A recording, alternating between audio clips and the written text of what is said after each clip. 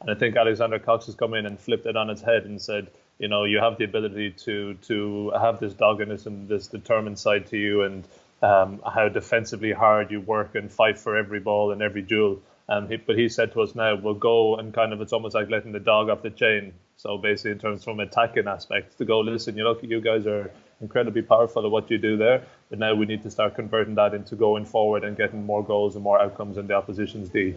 The Euro Hockey Daily podcast is brought to you by XPS. Plan, prepare, perform and win with XPS by SidelineSports.com. The essential software platform for hockey coaches all over the world. Not just for coaches here at the European Championship, but for all ambitious coaches eager to improve every day. A must-have tool for clubs who want to track the development of their homegrown talents. For more info, check out xps.promo/hockey.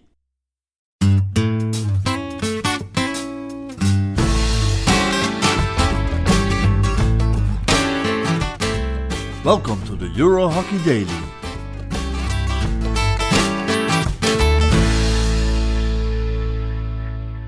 The second episode of the Euro Hockey Daily is on, and we have our guests for today, the Irish goalie David Harte, and, well, I think I have to say now, a Belgian defender, Abigail Raye. And since I strongly believe in age before beauty, let's start with David Harte.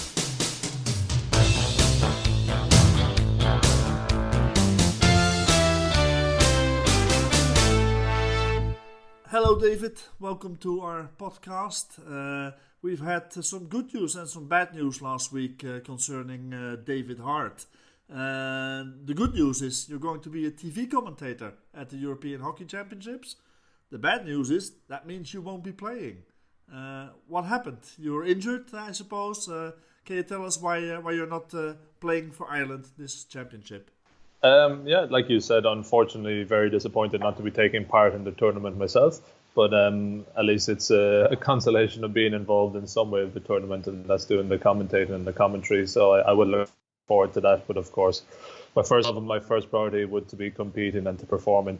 I've just had a bit of an injury that kind of has not gone away for quite some months now, and there's been an opportunity for the last number of months since the tournament we played in Le Touquet with Ireland in France. The FIH Series finals? That's correct, to try and find some window where it's possible to get a break. And it's by no means saying that just because it's the European Championships, it's a time to take a time off or not. But the realistic side of it is having to look forward with another busy season ahead, and yes, particularly the Olympic qualifying round at the end of October, beginning of November.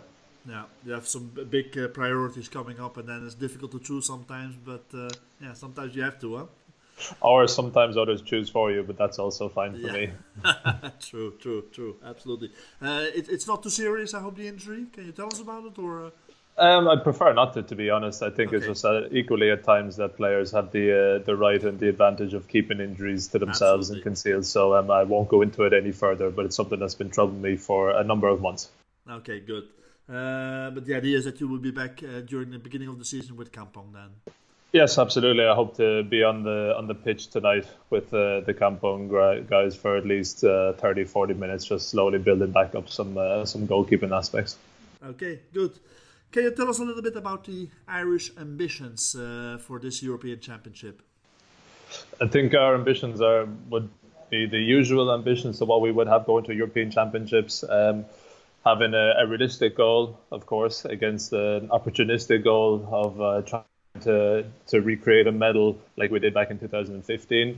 But of course, we're all very aware, and the whole hockey world is aware of the powerhouses that are in the European competition, with the majority of the top 10 teams sitting in Europe. Absolutely. But at the same time, I think first and foremost would be obviously a simple goal of remaining in the A division, to remain A status for 2021. But then again, with an eye and a goal towards getting to a semi-final spot. No, absolutely, and also it's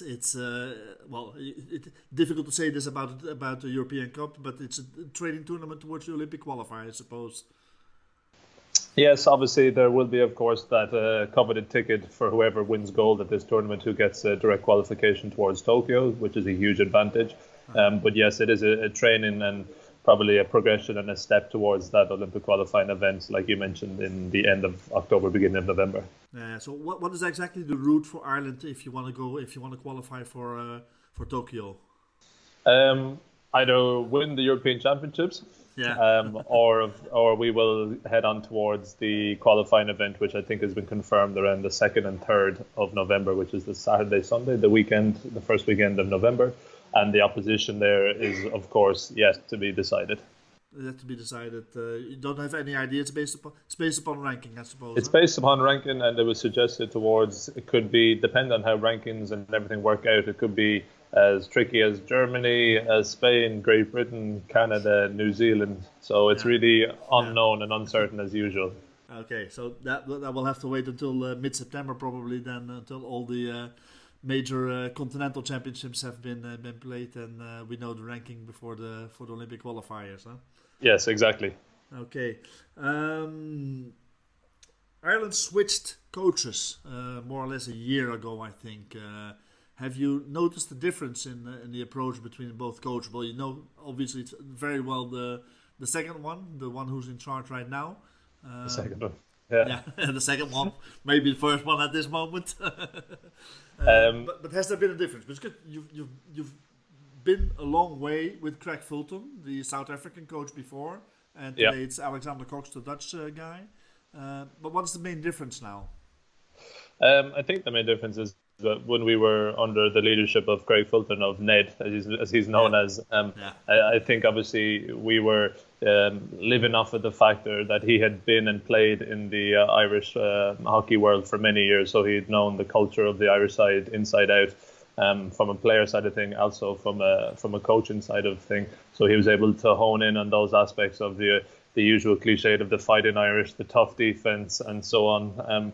And I think Alexander Cox has come in and flipped it on its head and said, you know, you have the ability to have this doggedness and this determined side to you, and how defensively hard you work and fight for every ball and every duel. But he said to us now, we'll go and kind of, it's almost like letting the dog off the chain. So basically in terms from attacking aspects, to go, listen, you guys are incredibly powerful at what you do there, but now we need to start converting that into going forward and getting more goals and more outcomes in the opposition's D. Tonight we will have the big clash in the first game of the Irish in the European Championships against the reigning champions, against Netherlands, a team you know very well, with a lot of players you know very well.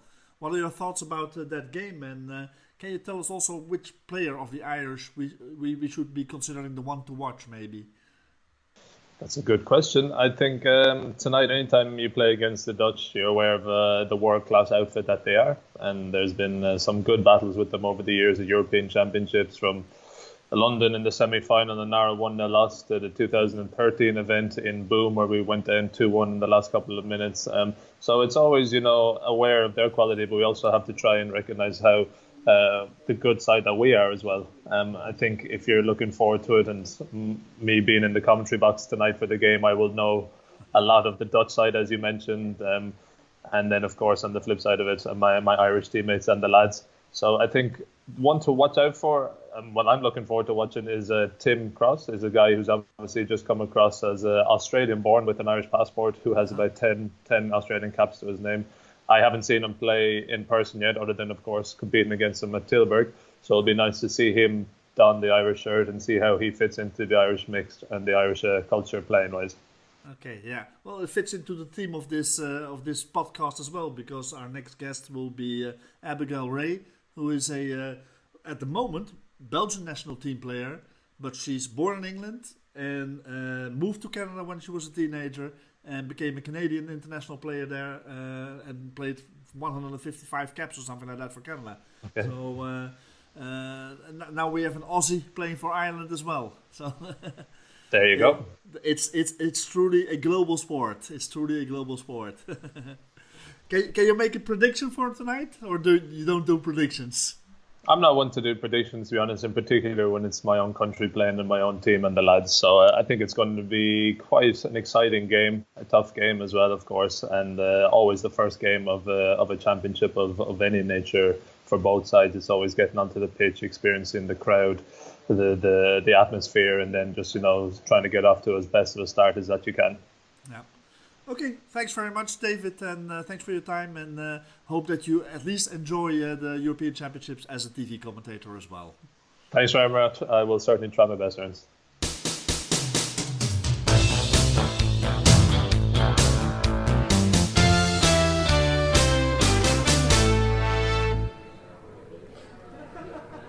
Okay, we're in the hotel lobby once more with across from me what could be described probably as the chameleon of international hockey.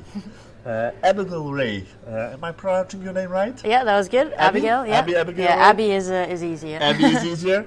Abby, born in England, moved as a teenager to Canada, played for Canada, over 150 caps. Yeah. You played Pan Am Championships, won medals there, moved to Belgium, and now playing for Belgium and going to make your debut at the European Hockey Championship. Yeah. Tell me, how does this happen? Yeah, that's about right. It's not a normal story, I know. Moving to Canada with my family when I was a teenager, that was my family's decision. And then after a couple of years playing over there, I got the chance to play for the Canadian team. Did you play in England as well? Yeah, I grew up playing hockey in England. I started when I was 11. School system and stuff like that? In the school system, the club system over there. So yeah, that's where I started. And then actually when I moved to Canada, it was quite a bit different. The town that I moved to, it was actually, they didn't have a water-based pitch. No. So coming from England, I was they like... had a lot of ice pitch, probably. Yeah, exactly, a lot of ice rinks. So I was like, I'm an awful skater, so I thought I'm not going to do that. But I kept playing on the artificial grass that they have in there. Sand-based? Not even sand-based Not where even I live. sand-based. No. The little small town that I lived in, it was just artificial grass for American football. Yeah. But then finally I went to play in Vancouver, which is more of a main city, and then there they again have water-based pitches. So I thought, okay, thank goodness, some proper hockey again. Yeah. Then started playing for the Canadian team, and then an opportunity came to play in Belgium, because the level of club hockey here is so much better, and I really thought, okay, I can really improve my game if I come over. How did you get to Belgium? I started at Wellington in Brussels, and actually we've had a few... You popped up in your mind, you were in Canada. Yeah. One day, let's go just to Belgium. Pointed out on the map. Just pointing at the map and picked the country and... We'd had a couple of guys from the Canadian men's team that were coming over to play in Belgium, like Scott Tupper and Mark Pearson were coming to racing. Yeah, we had Katie Baker before you. And Katie Baker, true, in Antwerp. She actually won a championship with Antwerp, if I remember. Yeah. So I kind of figured, it was my time to grow my hockey some more and come play in Belgium. So I started at Wellington, and I absolutely loved it. It's such a professional environment, and everybody is always so welcoming. And I really found that my hockey was getting a lot better, and I was making lots of great friends. It started at Wellington. I played 3 years there. And I think after that... And at that time you stopped playing for Canada? Because of the distance or because of... I think it was just before my third season. I had a conversation with the coach, the Canadian coach, and he said actually he wanted everybody to centralize in Canada. Yeah. And for me at the time, I just didn't feel that was what was best for me. And as I said, I'd really found a home in Belgium, and I was really loving it over there. So I decided at that point, okay, I'm going to take my chances and I'm going to go play in Europe. It was a bit of a scary decision at the time, because that was really, I'd been on the Canadian team for 8 years already and built a lot with that team. Yeah. But just with the coach at that moment, I thought, okay, I'm going to choose... So at that moment for you, it was a farewell to international hockey? I was thinking farewell, but I also thought, I didn't think I was gonna stop forever, because I knew I still had much more to give to the game and much more to learn and to grow. So the original idea was, okay, in a couple of years I'm moving back to Canada probably and play for them again. Yeah, it was kind of like, okay, I'll take this year then to see how it goes and see how it goes with the Canadian team. Yeah.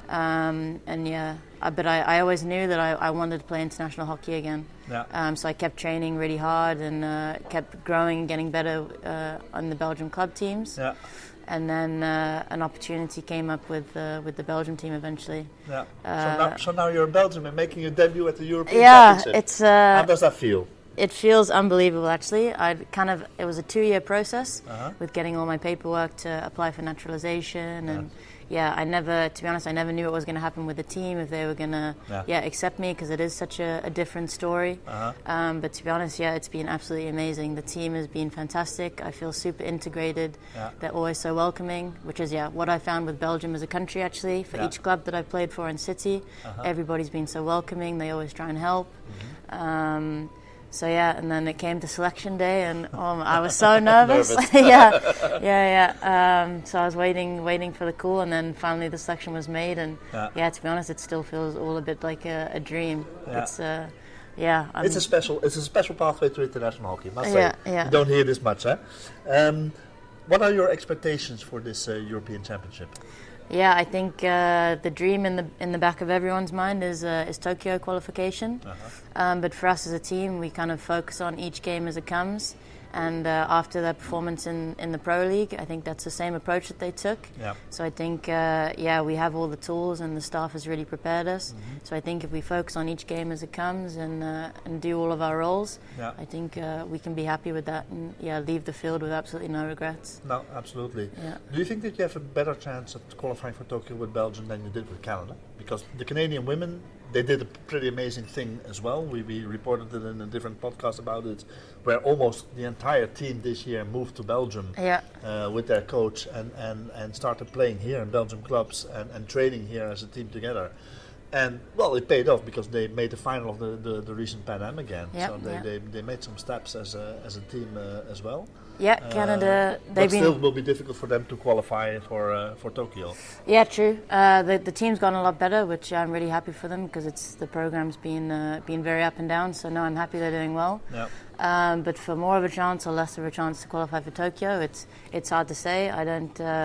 I keep track of them a bit, but right now I'm focused on the Belgian team and the European Cup and what we can do here, and growing with the Belgian team. So for chances of qualification, I have no idea, but I'm confident in the Belgian team and what we're creating. So do you know the Belgian anthem already? I do. I've been learning the Dutch and the French. The Dutch and the French, so you have to sing it now. Exactly. We're singing it a cappella, actually, so even my singing skills will be tested as well. So no, I've learned the anthem, and I'm going to sing it very loud and proud at our first game. We'll see this Saturday. We'll see what your singing qualities are before that your hockey qualities. Exactly. Can you tell me a little bit what's the difference that you've experienced between English hockey and Canadian hockey and Belgian hockey? English hockey, I think, because I was so young, it's I can't speak too much about it. I don't think, it was when I was learning to play. But for the Canadian hockey, I think a lot of girls start playing a lot later than in Belgium. At the clubs in Belgium, I see kids that are 5, 6 tiny, years old, that are already starting. So I'd say that maybe in Canada, technically, it's... And why do they start later? Because they first do all the sports? Or, I think there's not as much as an opportunity, really. Like if I take, for example, the town that I played in, the only league that we had was like a mixed adult league that you could play in. And then at school, in high school, you don't really start playing until high school. And then you're playing on grass as well. So I think, maybe technically it's a little bit of catch up. But saying that, we have there's some very talented girls on the Canadian team. And then, tactically, because you don't play for as long when you're in Canada, maybe game sense or just the experience of playing. And that's why I think when they come to Belgium and play here, and they're always playing a lot of matches, I think that'll help them improve a lot. No, absolutely. And then, for Belgian hockey, a lot of incredibly skillful, talented players. And I found the federation is super professional. The amount of... it's not a pay-to-play program here. That makes a difference as well, I think. It's I think for sure the team is building a really good culture as well, and everything's going really upwards in Belgian hockey at the moment. I think the game is growing a lot, and I'm super excited to play in front of this home crowd. I think it'll be the biggest crowd I've ever played in front of. Yeah, probably a full house, around 7,000, 8,000 people. So it's going to be amazing. All hearing your singing. Yeah, exactly. So tonight is the first game against world champions, former Olympian champions, current European championships. Holland. What are your expectations for the game for tonight? Yeah, it's going to be a tough game, but I think it's a really good game to start with because we know we have to be super sharp. I think the staff has really well prepared us, and we're going into every game confident that if we do our roles and do what we've set out to do, then it'll be a good game. Yeah. So the last time when you weren't there, they got a silver medal. Now they're playing in their home country, and you are there in the team. So it must be gold now for Belgium. I would hope so. That's the dream.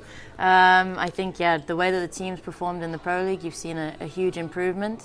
And I'm really hoping that I'm going to do everything I can to add to that and really bring what I can to the field. And the dream is to play the final again, and then You never know. You never know. Yeah, we're really going to give it all and leave, as I said, with no regrets. I think the home crowd will always help, and it's great to have their support. So I think it's going to be an exciting tournament. Okay, thanks for your time, Abby, and good luck tonight. Yes, thank you very much. Thanks for having me. Thanks for listening. Join us again tomorrow for a new episode of the Euro Hockey Daily on your Apple Podcasts, Google Podcasts, Spotify, or at studiohockey.com. Enjoy your hockey. Bye-bye.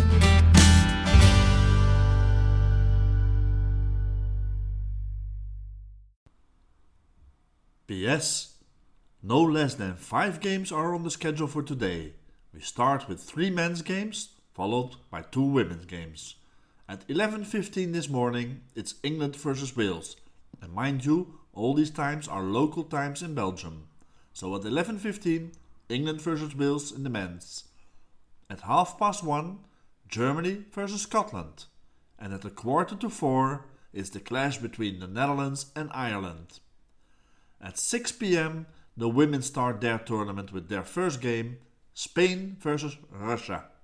And at 8:30, it's the clash of the Low Countries, Netherlands versus Belgium.